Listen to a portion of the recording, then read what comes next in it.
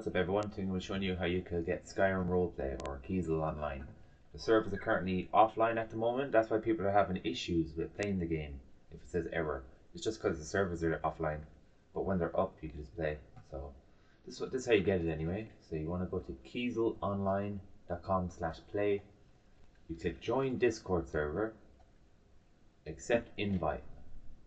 Just do that, and after you do that you click download for Windows and then save it. Pretty simple.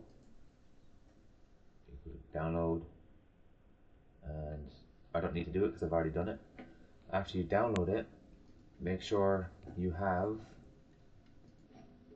Skyrim Elder Scrolls Special Edition.